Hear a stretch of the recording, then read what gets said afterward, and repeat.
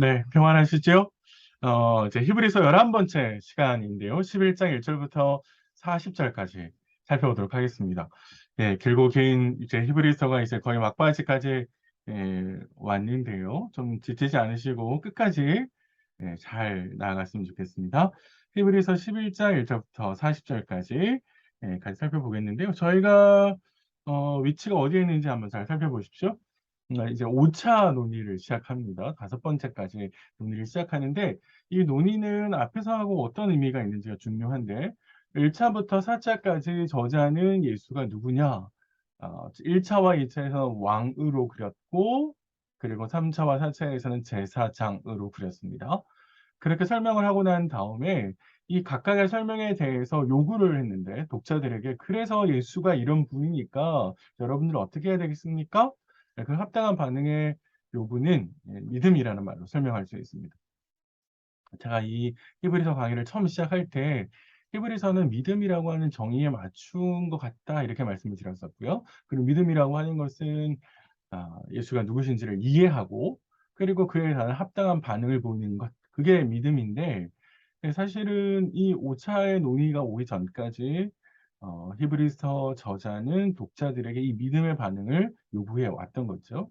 자, 그래서 믿음의 반응을 요구했는데 이 믿음을 가지고 사실은 선조들은 어떻게 반응했었나라고 하는 것을 이제 연결시키려고 하는 거죠. 지금까지의 믿음을 요구했는데 그러면 내가 요구한 이 믿음의 삶을 사는 사람들이 있느냐? 우리만 꼭 그렇게 되는 거냐? 그렇지 않다. 이미 하나님을 신실하게 믿었던 믿음의 선조들은 이런 믿음의 삶을 살았다라고 이야기하는 것이고요. 조금 더 이제 가깝게 앞의 문맥에서 이제 살펴보시면 10장을 마무리하면서 히브리서 기자가 어떻게 반응했냐면 의인은 믿음으로 말미암아 살리라라는 하박국 말씀을 인용하면서 마쳤거든요. 이 믿음의 그렇게 연결해 보면 이 믿음의 삶을 산 사람들이 또다시 11장에서 연결시킬 수 있는 것이죠. 네, 그래서 11장 1절부터 40절은 믿음의 삶을 산 사람들을 소개해 주고 그리고 나서 12장부터 13장 끝까지는 그에 관해서 그러면 이렇게 믿음의 삶을 살아가는 사람들이 있는데 여러분들은 어떻게 하셔야 되겠습니까? 네, 여러분들도 마찬가지로 합당한 반응을 보여야 됩니다. 그래서 믿음의 경주를 해야 됩니다. 이제 이게 12장부터 13장까지 나오는 이야기입니다. 예, 그래서 11장에 대한 논의를 이렇게 앞뒤 문맥을 연결시킬 수가 있는데요. 11장은 아주 길게 있지만 사실은 그 문단의 내용은 간단하게 나눠질 수 있는데 1절과 2절이 서론입니다. 믿음이란 게 뭐냐? 믿음은 어떤 성격을 가지고 있는 거냐? 이게 약간 정의를 내렸다라기보다는 믿음이 가지고 있는 성격이라 그럴까요? 네, 이게 더 맞는 것 같고요. 그리고 그걸 통해서 증거를 얻었던 선진들을 소개합니다. 그리고 그거를 쭉 풀어서 쓰는 게 3절부터 38절까지 있습니다. 사실 이제 3절은 이제 3절부터 38절의 단락의 시작점, 혹은 요약, 핵심 뭐 이런 걸로 3절에 떼어질 수 있는데 이게 너무 복잡해져서 제가 그냥 요렇게 좀 간단하게 나눴습니다. 창조부터 노아까지, 아브라함부터 요셉까지, 모세부터 가나안 정복, 그리고 그 사람들을 이렇게 쭉 보여주고요. 마지막에 가서 39절, 40절에서 이제 정리를 하는 내용들이 있습니다. 요렇게 이제 구성되어 있는데요. 음, 각각의 등장하는 사람들을 이제 다 일일이 많이 살펴보면 진짜 이야기할 게 꽤 많이 있을 것 같긴 한데 사실 그렇게까지 갈 수는 없을 것 같고요. 핵심적인 것들만 좀 짚어서 살펴보도록 하겠습니다. 예, 서론을 먼저 좀 볼까요? 1절과 2절에 우리가 진짜 많이들 암송하는 구절이기도 하고 많이 읽으시는 구절인데 믿음은 바라는 것들의 실상이요 보이지 않는 것들의 증거다.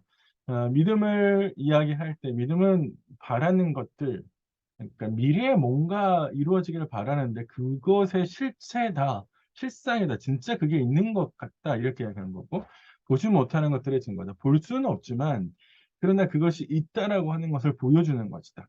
이렇게 설명하는 거잖아요. 그러니까 사실 바라는 것들의 실상이라는 것과 보지 못하는 것들의 증거라는 말은 같은 말입니다. 같은 의미를 가지고 있는 거죠.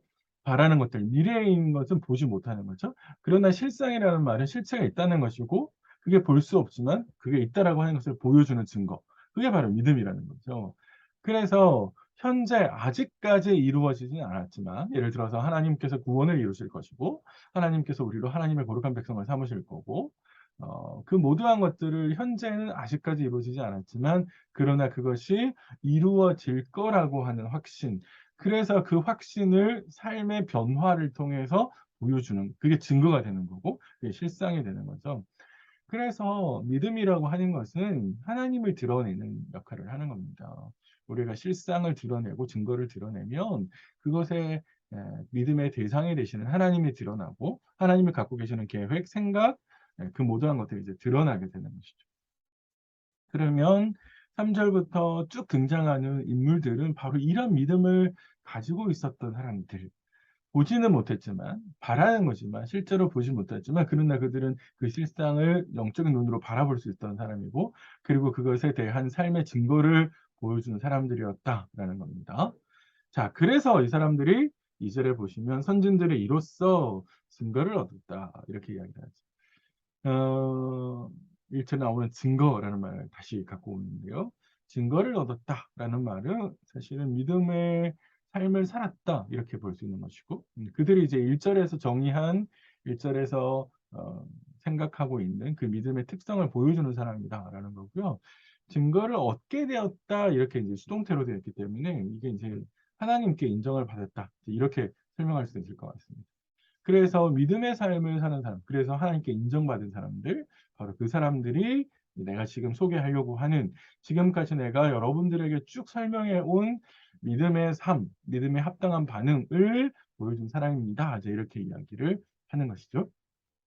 자, 그러면서 이제 본격적으로 본론에 쭉 이제 들어가서 38 절까지 길게 이제 믿음의 선진들을 설명할 것인데 그것을 가면서 3 절에서는 압축적으로 설명을 하는 게 3 절입니다. "믿음으로 모든 세계가 하나님의 말씀으로 지어진 줄을 우리가 아나니."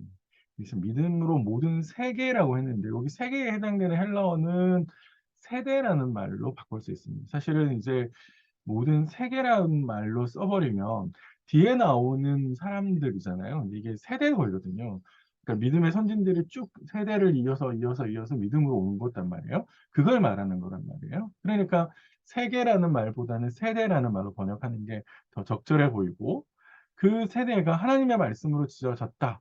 이렇게 이야기하는 것이죠. 그래서 하나님은 당신의 말씀으로 믿음의 세대들을 만들어 내시는 것이고 그 믿음의 세대들로 하나님께서 만들어 가신다는 걸 우리가 어떻게 아느냐라고 하냐면 바로 우리가 믿음으로 알 수 있다는 거예요. 우리가 믿음으로 반응할 때 믿음의 세대들이 하나님의 말씀으로 만들어졌다라고 하는 것을 우리가 알 수 있다. 그러니까 어떻게 해야 되는 거예요? 합당한 반응을 보이라는 거예요. 합당한 반응을 보여보면 믿음의 반응을 보여보면 우리가 알 수 있다라고 하는 것이 이제 3 절의 이야기입니다. 그래서 믿음은 또다시 세대들과 연결되는 통로, 그죠? 그리고 우리가 믿음의 세대로 올라가는 통로, 이렇게 이제 믿음을 이야기할 수 있겠습니다. 자, 이제 길고 긴 이 믿음의 세대들을 이제 보는 것을 이제 할 텐데요. 처음 단락은 4 절부터 7 절까지 창조부터 노아까지를 이제 다루고 있습니다. 제가 굳이 뭐 많은 설명을 드리지 않아도 다 아시는 내용이라서 그냥 한 번만 확인하시는 차원에서 이야기를 해 보시죠. 4 절에 "믿음으로 아벨은 가인보다 더 나은 제사를 드렸다." 이렇게 됐는데 이게 인제 창세기를 설명할 때도 마찬가지인데 하나님께서 아벨의 제사는 받으시는데 가인의 제사는 받지 않으시잖아요. 이게 많이들 이제 오랫동안 알고 있기는 피와 관련된 제사를 드리고 드리지 않는다라는 그런 차이라고 설명을 하는데 사실은 논리적으로 맞지 않은 게 하나님께서 레위기의 말씀을 통해서 그것을 규범적으로 정하신 것은 그 후대의 일이거든요. 그러니까 그전에 있는 사람들의 이야기를 그렇게 볼 수 없는 거고 창세기 문명 안에서도 보면 가인이 하나님께 선한 삶을 살지 않은 것을 보여줍니다. 그리고 하나님 말씀도 그러는 거고요. 그래서 믿음으로 더 나은 제사를 드렸다라는 것은 그의 선한 삶을 통해서 하나님께 제사를 드렸다. 그래서 하나님께서 아벨을 인정하셨다. 이걸 이야기하는 거고요. 두 번째 등장하는 이제 에녹이라고 하는 사람은 우리가 창세기 기록대로 죽지 않았죠. 창세기 5장 24 절에 기록되어 있는데 한번 읽어 보십시오. 이 사람이 하나님과 동행하는 삶을 살았다라고 이야기를 하고 있습니다. 그래서 그는 옮겨지기 전에 하늘로 올라가기 전에 하나님을 기쁘시게 하는 자라라는 증거를 받았다라고 했는데 하나님과 동행한다라는 말은 그냥 단순하게 동행이라는 말을 설명할 수는 없는 거고요. 믿음의 삶을 살았다는 겁니다. 늘 하나님의 뜻을 묻고 그 하나님의 뜻대로 살아가는 삶의 모습이 있었기 때문에 하나님과 동행하는 거죠. 그래서 에녹의 삶을 6절에 정리하는 겁니다. 믿음이 없이는 하나님을 기쁘시게 못한다. 에녹이 믿음으로 하나님을 기쁘시게 했다는 거고, 하나님께 나아가는 자는 반드시 그가 계신 것과 또한 그가 자기를 찾는 자에게 상 주시는 있음을 믿어야 한다. 그래서 믿음이 되게 중요하다라는 것들을 이야기하는 거고요. 자, 7절에서는 노아가 등장을 하는데, 우리가 아는 노아는 방주를 만든 사람이잖아요. 그래서 하나님께서 심판하실 것을 이 땅에 제가 간영해서 이 땅을 심판하실 것인데, 그래서 홍수로 심판하겠다라고 알려주시고 노아에게 산 꼭대기에서 방주를 만들라고 이야기하시죠. 홍수의 기미가 전혀 보이지 않았지만, 그래서 사람들은 미쳤다라고 이야기를 했지만, 그럼에도 불구하고 노아는 하나님의 말씀에 순종했습니다. 히브리서 저자는 바로 그것이 노아가 보여준 믿음이다라고 이야기를 하고 있고, 노아가 보여준 순종, 곧 그 믿음을 통해서 노아의 가족들은 구원을 받았지만, 반대로 하나님의 말씀에 순종하지 않았던, 노아의 말을 듣지 않았던 사람들은 정죄를 받게 되는 것이죠. 이게 우리에게 굉장히 중요한데, 우리의 구원의, 우리의 순종의 행위가, 우리가 하나님 앞에서 말씀에 순종하는 모습들이 사실은 누군가의 구원에 영향을 미칠 수 있다라는 것이고, 또 어떤 사람들에게는 정죄하는 근거가 될 수 있다. 왜냐하면 하나님의 말씀이 주어졌다고 하는 것을 명확하게 보여주니까요. 네, 그런 점에 있어서 우리의 순종이 굉장히 중요하다라는 것을 보여줍니다. 네, 첫 번째 그룹은 이렇게 이제 정리를 할 수 있을 것 같고, 두 번째는 이제 8절부터 22절인데요. 이게 이제 아브라함에서부터 요셉까지인데 설명을 두 번 합니다. 중간에 아브라함, 이삭, 야곱, 사라 한 번 하고, 또 17절부터 22절에 가면 아브라함, 이삭, 야곱, 요셉 이렇게 한 번 하고, 중간에는 이 두 쪽에서 보여주는 믿음의 모습이 과연 뭔지를 객관적으로 기술해 줍니다.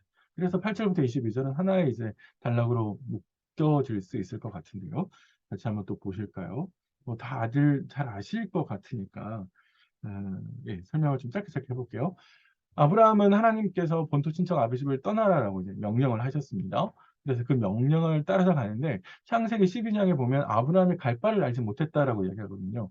그러니까 하나님께서 가라고는 하셨는데 정확하게 거기가 어딘지는 몰랐는 거죠. 그래서 가나안 땅에 그가 최종 목적지인지 모르고 나아갔다. 그래서 하나님의 명령이 주어졌을 때 갈 바를 알지 못했지만 그럼에도 불구하고 순종했다. 이게 바로 히브리서 저자가 아브라함에서 보는 믿음의 모습이라는 거죠. 예. 그리고 나서 가나안 땅에 도착했을 때 그는 약속의 땅에서 하나님께서 주시는 약속의 땅임에도 불구하고 이방인처럼 살았다. 이렇게 이야기를 하고 있습니다. 예, 그때 이제 이삭, 야곱 더불어 그 조선들도 그렇게 이방인처럼 살은 것이죠. 왜 그렇게 했느냐라고 했을 때 하나님이 계획하시고 지으실 터가 있는 성을 바랐다. 이 말은 이 땅에서 진짜 이 땅의 삶으로 끝나는 것이 아니라 나중에 다시 이야기하겠지만 본향을 보면서 하늘 본향을 보면서 삶을 살아가기 때문에 약속의 땅에서 이방인처럼 살았다 이렇게 얘기하는 겁니다. 요거는 이제 요 다음 단락에 나오니까 그때 한번 다시 살펴보도록 하겠습니다. 두 번째는 이제 사라인데요. 우리가 알고 있는 사라는 사실 사라가 믿음의 모습을 보였던가? 왜냐하면 하나님께서 처음에 아들 이삭을 약속하셨을 때 사라가 웃었거든요. 그렇죠? 기억나시죠? 그래서 웃었다라는 뜻을 갖고 있잖아요, 이삭이. 그래서 사라는 굉장히 이제 비관적이었는데, 왜냐하면 나이가 많았고 이미 이제 아이를 임신할 수 있는 시간, 가임 기간이 끝나버렸기 때문에 불가능하다고 생각했는데, 그런데 하나님의 말씀이 주어지고 난 다음 그 이후에 아마 사라는 하나님의 말씀을 신뢰했던 것 같고, 그래서 결국 이삭을 낳았죠. 그러니까 처음에 보여줬던 우리의 창세기 기록에 따르면 사라는 그렇게 믿음의 모습을 보인 것 같지 않지만 결과론적으로 보면 하나님 말씀에 신뢰해서 아이를 낳았으니까 바로 이러한 모습이 믿음의 모습이 아니겠느냐, 이렇게 이야기를 하는 겁니다. 그래서 사라의 그런 믿음이 결국에는 하나님의 약속이 성취되는 결과를 가져오게 되는 것이죠. 그래서 허다한 별, 또 해변의 무수한 모래, 이것은 후손들이 많아질 거다라고 하는 하나님의 약속이고 그 약속이 실제로 성취되어지는 것. 그러니까 자꾸만 이제 생각해 보실 게 하나님의 약속은 자동문이 아니거든요.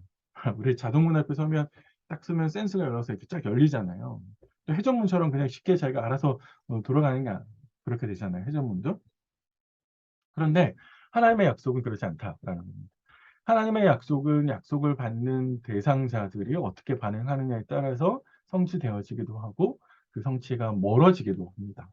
그래서 성경에 있는 수없이 많은 예언들이 때로는 성취되지만 성취되지 않은 이유도 그 예언을 받는 사람들이 어떻게 반응하냐에 따라서 하나님께서 이루어 주시기도 하시고 이루어지지 않으시기도 하시는 거죠. 하나님의 능력이 없어서가 아니라 그 약속을 받은 사람들이 믿음으로 반응하지 않기 때문에 하나님께서 하지 않으신 거죠. 네, 그래서 사라의 믿음의 행동을 통해서 하나님의 약속이 성취되어졌다라고 하는 건 굉장히 중요한 포인트가 있습니다. 자, 그래서요. 8절부터 12절까지 설명을 일단 했었는데 아브람 그리고 그의 아들들 그리고 사라의 믿음의 모습을 설명했었는데 이들이 보여준 삶을 좀 서술해 보면 정리를 해 보면 이 두 가지로 정리할 수 있다 이렇게 보여주는 거예요. 그래서 13절부터 17절까지는 중요한 사실 두 가지를 이야기했습니다. 첫 번째는 약속을 받지 못하고 죽었다 이렇게 이야기를 합니다. 믿음을 따라 죽었는데 약속을 받지 못했다? 이 서술이 굉장히 좀 아이러니하시죠. 왜냐하면 아브라함이 믿음을 아니 약속을 못 받았나? 12장 창세기 12장에 내가 너로 세상에 복을 받게 하겠다고 하나님 약속하기도 하시고 또 17장 18장 가서는 하나님께서 아까 우리 사라에게 들은 허다한 별과 모래와 같이 약 많은 자손들을 주겠다라고 약속을 하셨는데 예. 여기서 말하는 약속을 받지 못했다라는 말은요.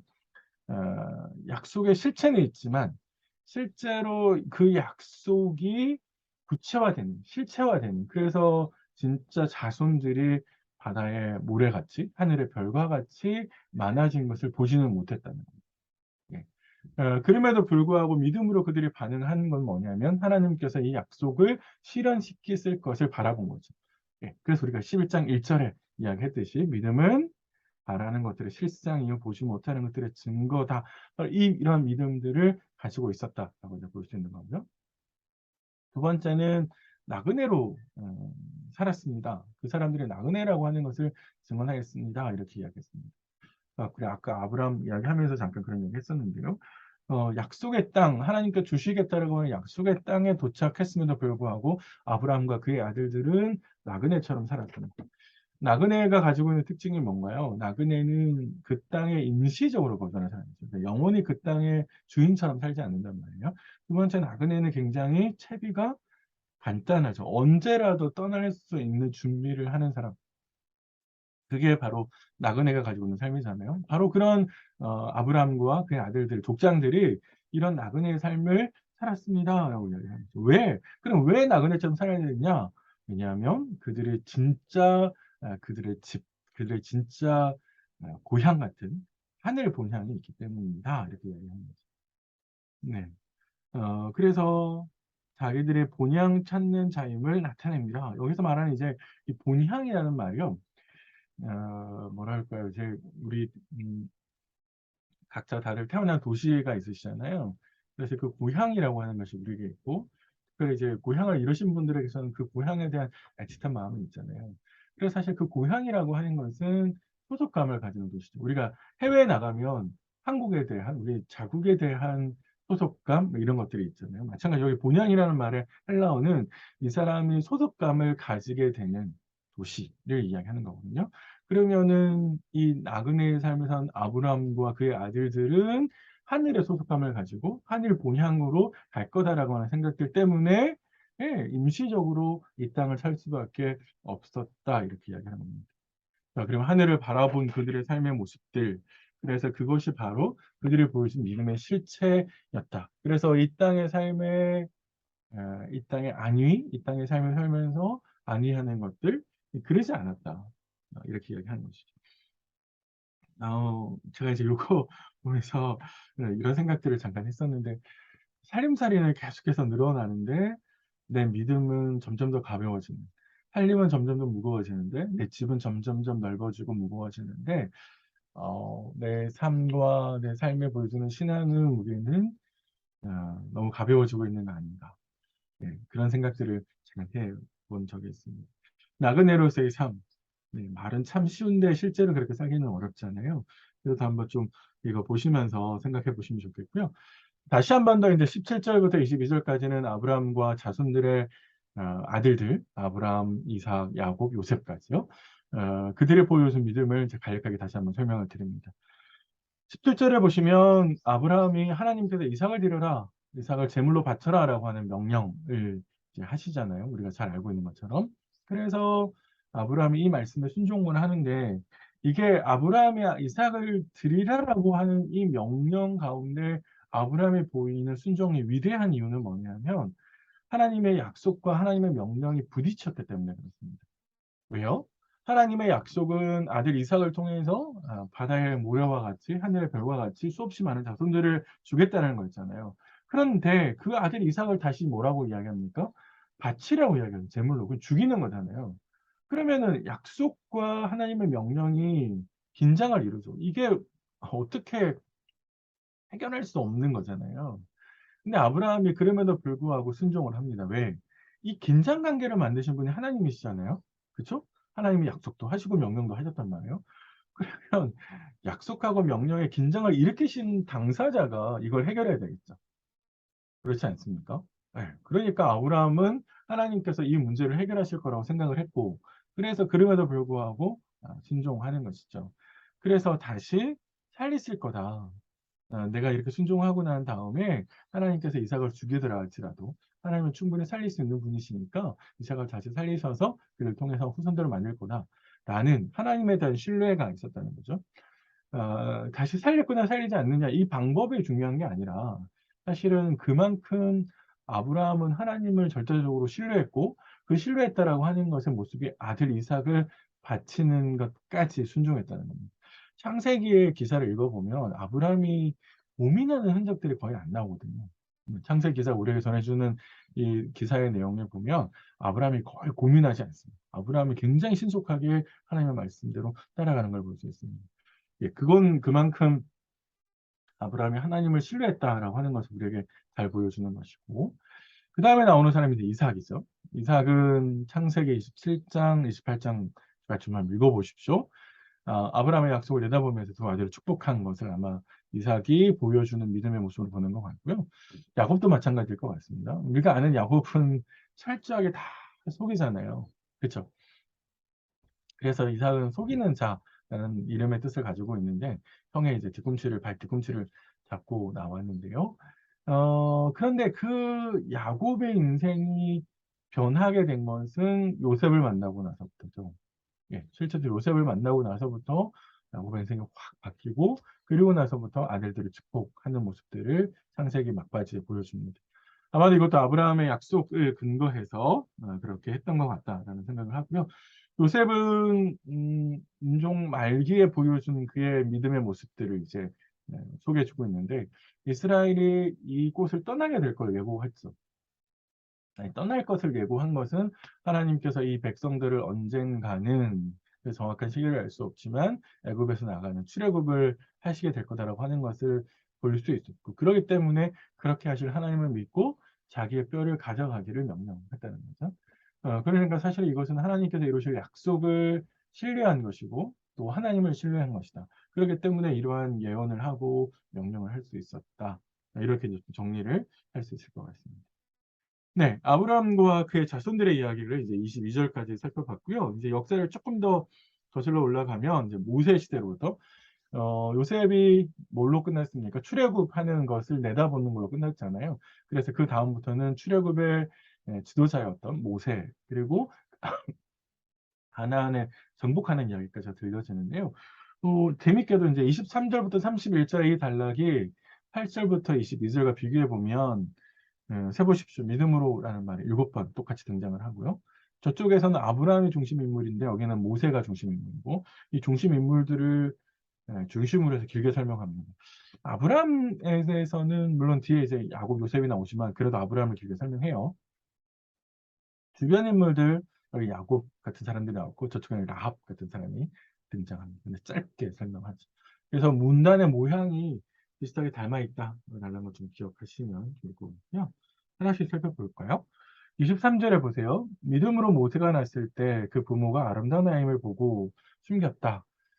출애굽기 기사를 보면은 음 이스라엘 백성들이 계속해서 인구가 늘어나는 것을 두려워해서 사실은 이제 말이 안 되는 약간 과장된 표현들이 바로의 입에서 나오는데, 그래서 그 바로가 아이들을 다 죽이게 만들죠. 남자아이를 죽이게 만듭니다. 그때 모세의 부모가 뭘 하냐면 아이를 숨기죠. 모세의 부모가 아이를 숨겼다라는 말, 특별히 이제 거기는 산파도 등장을 하는데, 나중에 이제 산파의 모습도 나오잖아요, 처음에. 눈에 보이는 바로, 눈에 보이는 권력, 서슬퍼른 권력을 가지고 있는 왕이 아니라 보이지 않으시는 하나님을 더 두려워하는 것이죠. 눈에 보이는 권력자.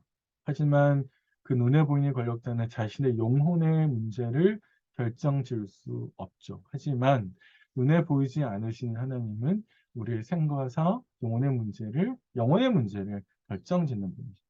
그래서 모세의 부모는 아이를 숨깁니다. 히브리서 기자에게 이것은 왕보다, 눈에 보이는 왕 바로보다 하나님을 더 신뢰했다. 그렇기 때문에 그들이 보여준 것은 바로 믿음이다 라고 이제 우리가 설명해 주는 것이고, 24절부터 이제 29절까지 모세의 믿음을 쭉 길게 설명을 하는데, 좀 정리를 해보면요, 쭉 읽어보시면 정리를 할 수 있는데 세 가지 정리를 할 수 있습니다.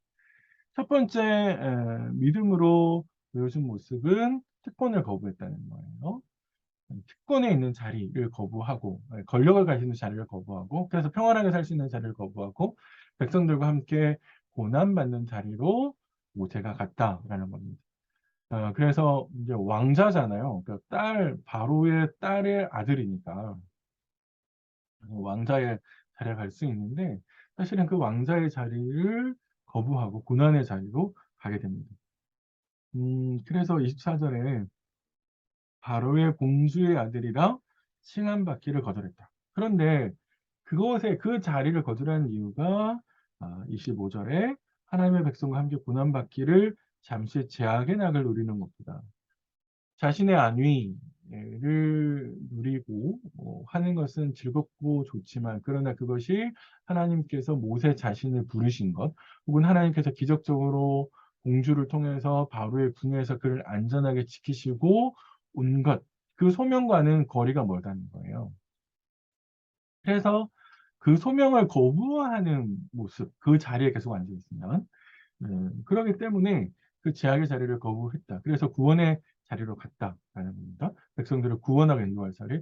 사실 요거는 좀 설명을 많이 해야 되긴 하는데, 모세가 처음 자신의 백성들에게 찾아간 기억 있잖아요. 이제 살인을 하게 되는데, 사실 이제 사도행전 7장에 가면 스데반은 그것 자체가 모세가 하나님의 백성들을 구원하려고 했던 시도였다라고 설명을 하거든요. 그런데 이스라엘 백성들이 모세가 하나님이 보내신 지도자라고 하는 것을 이해하지 못해서 거절했다는 거죠. 다시 40년의 기간이 흘러서 이제 나오게 되는데, 그 40년의 기간은 우리가 흔히 모세를 훈련시킨 기간이라고 생각하지만 아니요. 그건 반대로 생각해야 될 것 같아요. 모세를 훈련시킨 기간이 아니라 하나님의 구원의 손길을 거절한 이스라엘이 그 거절의 결과로 맞이하는 고난의 시간이 40년이 더 길어진 거죠. 예. 그러니까 여기에 나오는, 그래서 제약의 자리라고 하는 건 단순하게 그냥 왕자에 있으면 그거 다 제약인가? 그게 아니라 하나님의 부르심을 거부하는 모습이기 때문에, 그래서 이제 구원의 자리로 갔다는 거죠. 그래서 애굽의 재물, 거기 왕자로서 누리는, 평안을 누리는 막 재물이 있을 거잖아요. 그런 것보다 사실은 그리스도의 수치를 더 바랬다 이렇게 얘기하는데, 이 말이 조금 어렵죠. 갑자기 그리스도가 등장하지? 26절에 그리스도를 위하여 받는 수모를 애굽의 모든 보화보다 더 큰 재물로 여겼다 이렇게 얘기하고 있는데요. 애굽에서 누리는 것, 애굽에서 자신이 가지고 있는 권력을 그대로 향유해서 가는 그것보다는 사실은 그리스도를 위해서 받는 수치, 하나님을 위해서 받는 수치가 그게 훨씬 더 구원의 자리로 이끄는 것이고, 또 하나님께서 부르시는 자리이기 때문에 그렇다라는 것이고, 아마 이제 저자의 입장에서는 이거를 왜 이렇게 설명하는 것이 그리스도의 수치라는 말, 그리스도를 위하여 받는 수치라는 말을 설명을 하냐면, 독자들의 입장에서 보면 우리가 주님의 말씀을 붙들고 주님의 말씀을 붙들면서 가는 그 모습을 수용시켜서 아마 훨씬 더 이제 와닿게 하기 위해서 이런 식의 표현을 쓴 것 같습니다. 모세가 이제 특권을 거부하고 고난을 선택한 건 왜냐? 상을 바라봤기 때문이다. 근데 그의 가치관 안에 있는 게 뭐냐? 그가 바로 상을 받기 때문이다라고 하는데요. 그리고 또 상이라는 말이 등장해서 제가 앞에서도 계속 말씀드렸지만 상은 뭔가 특별한 게 아닙니다. 구원입니다. 하나님의 자녀가 되는 구원을 이야기하는 겁니다. 예, 그래서 결국에 특권을 거부하고 고난을 선택한 이유가 뭐냐? 그건 바로 이 땅의 삶을 선택하고 권력을 누려서 멸망으로 가는 게 아니라 바로 하나님의 부르심을 쫓아서 고난의 자리에서 그의 백성들을 인도하는 자리로 가서 하나님의 구원을 얻기 위함이었다. 이렇게 정리를 할 수 있을 것 같습니다. 대단하죠? 예, 예, 사실은 눈앞의 권력, 눈앞의 재물이 아니라 하나님의 부르심을 쫓아서 구원의 자리로 고난으로 들어가는 것. 그게 이제 하나님의 우리를 부르시는 모습이다. 두 번째는 하나님을 두려워하지 않았다. 아니, 저는 반대로 하나님을 두려워했다. 예, 눈에 보이는 권력자보다는 눈에 보이지 않는 권력. 예, 백성을 데리고 나올 수 있었던 것은 바로 하나님의 명령을 더 두려워했기 때문이죠. 예, 하나님을 더 두려워했다라고 하는 걸 이런 증거를 보여주는 것이고, 세 번째는 비정상적인 명령에 순종했다. 제가 이 비정상적인 명령인데 사실은 이제 합리적이지 않은 우리 인간의 눈으로 보면 정말로 말이 안 되는 그런 이야기가 있습니다. 그게 뭐냐면 28절에 6월절 예식을 치르게 하잖아요. 그게 뭐냐면 피 뿌리는 거거든요. 6월이라는 말이 넘는다라는 뜻입니다. 영어에 패스오버이라고 하는 것인데 죽음의 사자가 벽에 어린 양의 피를 바르는 집은 넘어가고 그러지 않는 사람들은 장자를 죽이죠. 그게 하나님의 열 번째 마지막 재앙이었는데 그래서 하나님의 명령이 문설주에 어린 양의 피를 발라 그러면 넘어가. 사실 굉장히 미신처럼 보이고 아니 그렇다고 해서 이게 말이 되나? 라는 생각을 할 수 있는데 그럼에도 불구하고 모세는 하나님의 명령에 순종했고 이스라엘 백성들도 이 말에 순종을 해서 그 죽음의 사자를 피하죠. 또 하나 이스라엘 백성들은 홍해를 건너갑니다. 물이 예, 양쪽에 벽처럼 막 이게 영화 같은 데 보면 이렇게 벽처럼 서 있잖아요. 그 사이를 이스라엘 백성들이 건너가는데 사실 이것도 어떻게 보면 이게 가능한가라 싶은 생각이 들 수 있는데 그럼에도 불구하고 이스라엘 백성들은 믿음으로 건너갔다. 라고 하는 것을 이제 보여줍니다. 네. 30절은 이제 출애굽 2세대의 믿음을 보여주는 건데요. 1세대가 아니라 2세대라고 보는 게 더 좋겠습니다. 믿음으로 7일 동안 여리고를 돌았다라는 말은 사실 1세대들이 광야에서 다 죽고 여호수아와 갈렙은 다 죽죠. 그리고 나서 2세대들과 함께 가나안 땅으로 들어가 정복하는 이야기에 등장하는 이야기입니다. 그래서 1세대가 아니라 2세대로 봐야 될 것 같고요. 여리고 성을 7일 동안 돌아라. 그러면 성이 무너진다. 이것도 앞에서 이야기했던 비정상적인 우리가 사실은 이게 되나? 그런 이야기로 들릴 수 있는데 그럼에도 불구하고 백성들은 여호수아의 말을 따라서 순종하고 그리고 결국 여리고성이 무너져 내리는 걸 보게 됩니다. 그 다음에 이제 마지막으로 요 단락의 마지막이요. 31절에 이제 라합이 등장하는데 사실 어떻게 보느냐에 따라서 라합은 배신자가 될 수도 있죠. 왜냐하면 그녀는 자신의 동족과 자신의 나라를 배신하는 자잖아요. 근데 지금 우리가 설명해 온 믿음의 방식은 하나님을 신뢰하고 하나님의 약속을 더 신뢰하는 거잖아요. 그런 면에 있어서 라합이 보여준 믿음이 있다라는 겁니다. 그래서 라합은 하나님과 그분 백성에게 맞서는 사람들을 이제 포기하고 버리고 하나님 편에 서는 그런 모습을 보입니다. 예.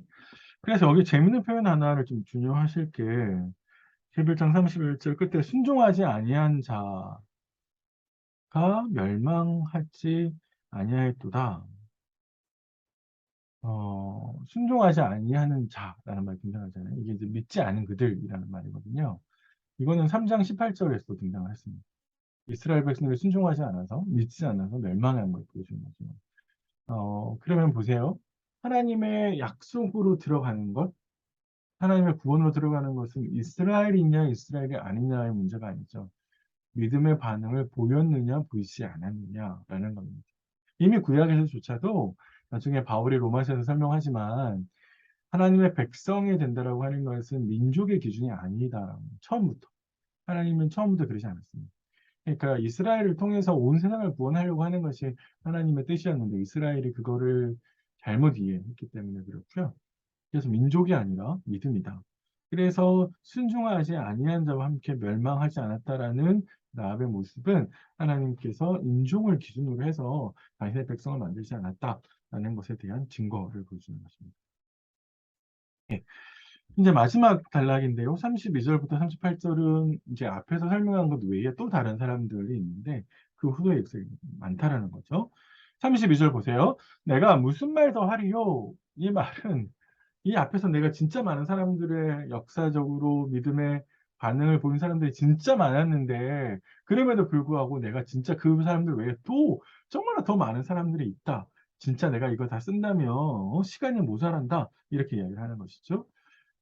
그래서 시간이 없으니까 이제 포괄적인 방식으로 한 사람 한 사람 등장하는 게 아니라 묶어서 그들이 보이신 모습들을 또 묶어서 표현하는 것을 이제 32절부터 마지막 38절까지 보여주는데요. 처음에 기드온, 바락, 삼손, 입다, 다윗, 사무엘 6명을 제시를 합니다. 아마 이제 기드온과 바락을 짝을 이루는 것 같고 삼손과 입다, 다윗과 사무엘 이렇게 짝을 이루는 것 같고요. 아마 좀 더 앞에 있는 사람들이 조금 더 유명했던 사람? 네, 그렇게 이야기하면 될까요? 기드온보다는 바락, 삼손, 아니, 바락보다는 기드온, 입다보다는 삼손, 사무엘보다는 다윗. 아마 이제 그러지 않을까? 그런 생각이 합니다. 네. 사무엘을 마지막에 외치시키는 것은 아마 기드온하고 이제 사사시대를 마무리하는 그런 것도 보이거든요. 중간에 다윗이 있으니까 또 약간 이상하기도 하고요. 그렇죠. 이 배열하는 게 어떤 의도로 있었는지 명확하지 않습니다. 다만 우리가 좀 중요하게 생각할 사람은 바락? 바락은 처음에 좀 주저했던 사람인데 그런데 나중에 가서 영가를 얻지 못하잖아요. 그러나 어, 그럼에도 불구하고 드보라와 함께 공을 세웠던 기억이 있고 삼손? 네, 삼손도 그런가? 한번 생각해 보십시오. 삼손이 마지막에 가서는 그럼에도 불구하고 하나님의 말씀을 따라가려고 애썼던 모습이 있습니다. 그래서 이스라엘을 블레셋의 손에서 구원한 모습이 있고요. 입다가 좀 문제죠. 사실 우리가 보이는 입다는 이제 성급하게 서원에서 딸을 제물로 드리긴 하는데 물론 이거 안에는 자신의 욕심이 들어있는 건 분명해 보여요. 하지만 그럼에도 불구하고 이 입다가 처음에 하나님의 말씀을 쫓아서 하나님의 명령을 쫓아서 하나님을 의지함으로 전쟁에 임하는 건 맞습니다. 하나님의 영이 그에게 임하거든요. 사사기에 그렇게 보면. 그래서 군사적인 업적이 있습니다. 사사기 11장 한번 보시면 입다에게도 이런 모습들이 있다. 아마 이런 모습들을 좀 부각해서 입다에게서 믿음의 모습을 본 것으로 이해할 수 있을 것 같습니다. 예, 그래서 이들 6명이 보여준 믿음의 모습을 이제 설명을 하는데 세 개씩 묶어서 세 개의 그룹으로 만들어요. 그렇게 표현을 합니다. 한번 쭉 읽어보시면 그래요. 나라를 이기고 의를 행하고 약속을 받고 의가 하나. 그 중간에 또 세 개가 나오면 또 그 하나 이렇게 되는 거예요. 그래서 그거를 성격을 보면 정치 군사적인 모습, 죽음의 위협을 극복한 모습, 전쟁에 승리한 모습 이 세 가지 그룹으로 이제 보여주는데 묶어서 보여주는데요. 나라를 이기는 건 뭐 다윗도 그랬고 사사들도 그랬고요. 의를 행한 건 아마 다윗을 철저하게 이야기하는 것 같습니다. 아마 사울을 죽일 수 있었는데 사울을 죽이지 않고 하나님의 약속을 기다리고 하나님께서 왕위에 올리실 때까지 쭉 기다렸던 모습들. 아마 그게 저자의 입장에서 보면 의를 행하는 모습이었을 것 같고요. 약속을 받았다라고 하는 건 뭐 기도도 그렇고 바락도 그렇고 다윗도 마찬가지입니다. 이렇게 정리를 할 수 있고요. 죽음의 위협을 극복했다. 다니엘은 사자들의 입에서 권능을 받았죠. 다윗은 사울의 칼날에서 구원을 받았고 엘리야는 이세벨의 칼날에서 구원을 받았습니다. 이 모두 다 이제 죽음의 위협을 극복한 모습들이고 전쟁에 승리했다. 연약함에서 전쟁을 앞두고 굉장히 연약했는데 강하게 됐던 사람들이 이제 기드온이고 삼손도 하나님께서 강하게 하셨고요. 다윗은 하나님께서 용감하게 지켜주셨다. 이렇게 설명을 할 수 있을 것 같습니다. 예, 요렇게 이제 좀 그룹을 살펴볼 수 있고 35절부터 38절은 이제 또 다른 사람들을 등장을 시키는데 여자들이 등장을 하고요. 또 35절은 여자들은이라고 나와 설명을 하고 36절은 모습을 설명하면서 그런 모습들을 쭉 나가는데 죽은 자들을 부활로 받아들이는 모습이 이제 35절에 있습니다. 자기의 죽은 자들을 부활로 받아들이기 위하여 더 좋은 부활을 얻고자 하는 것. 여기에 말하는 부활이라고 하는 것은 단순히 육신으로 살아나는 것이 아니라 영원한 생명을 누리는 부활입니다. 네, 그 대표적인 구약의 예가 사렙다 가부가 그렇고요. 수냄 여인이 그렇습니다. 이 두 여인이 35절에 설명하는 모습 같고, 36절부터 나오는 모습은 참혹한 형벌을 감당하는 것, 예레미야가 대표적인 사람이고, 죽음까지 감수한 사람은 스가랴입니다. 스가랴는 이제 뜰에서 이제 성전의 뜰에서 이제 참사를 당하는데, 역대하 24장을 한번 읽어보세요. 그리고 죽음까지 감수하는 걸 보여주고, 엘리야와 엘리사는 궁핍하고 불편한 삶을 살았던 대표적인 인물이라고 볼 수 있을 것 같습니다. 네, 이 38절에 설명되어 있습니다. 네, 이렇게 좀 길게 네, 이 믿음의 선조들의 이제 삶을 쭉 살폈는데 이제 39절부터 40절은 이걸 정리를 합니다. 약속을 받지 못했다라는 말은 이제 우리가 아까 아브라함을 살펴봤듯이요. 그리스도를 통해서 오시는 하나님의 약속의 실체, 실현되는 걸 보지는 못했다라는 뜻입니다. 하나님께서 분명히 이렇게 할 거다라는 약속을 들었지만, 그러나 그 약속이 실현되지 못했다. 그런 이야기를 하는 거죠. 그런데 저자는 더 나아가서 왜 그러냐? 하나님의 계획은 그 당시에 아니라 때를 맞추어서 하나님께서 계획을 이루시기 때문에 그래서 예수 그리스도를 통해서 온전한 구원의 시대가 임하는 것은 물론 아직도 완전하지 않지만 그 완전함이 시작되는 시대는 종말이 시작되는 시대고 그건 곧 예수가 오신 시대잖아요. 그래서 구약의 백성들은 온전함을 바라본 사람들이고 독자들은 이미 그것을 경험한 시대에 살고 있는 거죠. 여기서 이제 저자가 강조하려고 하는 바는 만약에 구약의 백성들이 약속이 실현된 걸 보지 못했음에도 불구하고 이렇게 신실한 믿음의 삶을 살았다면 예수 그리스도를 경험하고 그의 복음을 경험한 우리들은 어떻게 되느냐? 훨씬 더 신실하게 살아야 되지 않겠느냐라고 하는 것을 강조하는 겁니다. 그래서 결국에 이 긴 명단을 보여주는 이유는 그들이 산 믿음의 삶, 불편하고 어렵고 힘들고 고난까지 감수하고 목숨까지도 감내하는 그 삶을 살았던 것. 그건 결국 독자들도 그런 삶을 살아야 된다라고 하는 것을 말하기 위함이죠. 네, 그렇게 정리를 할 수 있을 것 같습니다. 몇 가지 네, 적용할 거는 제가 한 11장을 통해서 적용했던 건 한 10가지가 넘는 것 같은데요. 몇 가지만 좀 추려서 보면, 믿음은 행함이다라고 하는 게 일관되어 있습니다.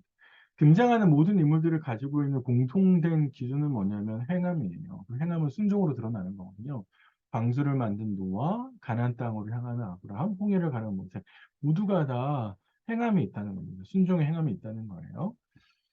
그래서 믿음은 행함으로 드러나는 거고 예수님께서는 열매로 나무를 알 수 있다라고 말씀하신 것처럼 오늘 나의 믿음은 종교 생활, 예배를 드리고 밥 먹기 전에 회사 식당에서 기도하고 맞아요. 그것도 하나의 방법일 수 있어요. 하지만 그걸로 다 할 수는 없어요. 일상에서 많은 사람들과 부딪히는 그 일상의 삶에서 내가 하나님의 말씀대로 살아가느냐, 말씀을 지키느냐, 정직하게 선하게 살아가느냐, 그게 바로 내가 하나님 백성이다라고 하는 것을, 내가 믿음이 있다라고 하는 것을 증거하는 것이라고 보여줍니다. 두 번째는 나그네의 모습이 아까 잠깐 말씀드렸는데 떠날 채비를 하는 사람들이죠. 그래서 언제나 가볍습니다. 우리가 너무 이 땅을 영원한 본향처럼 이 땅에서 조금 더 편하게, 조금 더 안락하게, 그게 우리의 인생의 목표가 되고 있지는 않은지 한번 좀 고민해 보시면 좋겠다는 생각이 좀 들어요. 모세의 믿음요. 모세는 왕자의 자리를 버리고 나왔잖아요. 저는 모세를 보면 믿음은 마지막, 이 삶의 결과, 마지막 끝에서 어떤 모습이 올 것인가를 볼 수 있는 눈이라고 생각을 해요. 왕자의 자리를 버리고 백성과 함께 고난의 자리에 들어간 것. 그거는 하나님의 마침내 주실 구원에 바라보는 그 눈이 있었기 때문에 그런 거잖아요. 그래서, 그러면 행할 수 있죠. 그래서 우리에게도 이런 눈이 있어야 되지 않을까. 마지막에 하나님께서 어떤 걸 하시겠어요? 심판하실 거거든요. 결산하실 거거든요. 그 결산을 바라보면서 오늘 지금 나의 모습을 결정짓는 거죠. 그게 바로 믿음입니다. 그래서 영원한 이익, 눈앞의 이익이 아니라 영원한 이익, 곧 구원을, 하나님께서 이루실 구원을 볼 수 있는 눈, 그게 있어야 믿음의 삶을 사는 것이고, 어, 또 하나 이제 믿음의 사람들은 기준이 믿음이죠. 네, 어리석고 무모한 행동들이겠지만 사실 그게 하나님께서 부르시는 모습이기도 하고, 또 하나님은 그런 믿음의 모습을 통해서 하나님 나라를 만드시고 정의를 세우시고 공의를 세우시고 약속을 실현하시잖아요. 하나님은 이 시대에도 믿음의 사람들을 찾고 계신 것이고, 히브리서서는 바로 그 믿음의 사람들이 독자가 되기를 바라는 것이고, 다시 이 히브리서를 읽고 있는 우리도 그 대열에 참여해야 되겠죠. 하나님께 찾고 계시는 믿음의 사람들, 기꺼이 희생하고 불편을 감수할 수 있는, 자신의 것을 내려놓을 수 있는 그런 사람들. 오늘 말씀은 그 사람이 바로 우리가 되기를 요구하는 것 같습니다. 그런 모습을 우리가 좀 보일 수 있을지요? 같이 좀 힘들고 어렵지만, 혼자는 어렵지만, 우리 같이 좀 힘을 내셔서 이런 삶을 좀 살 수 있기를 바라보겠습니다. 예, 11장 길게 좀 말씀드렸는데요. 잘 좀 정리를 해 보셨으면 좋겠습니다. 네, 긴 시간 수고 많으셨고요. 12강에서 뵙겠습니다.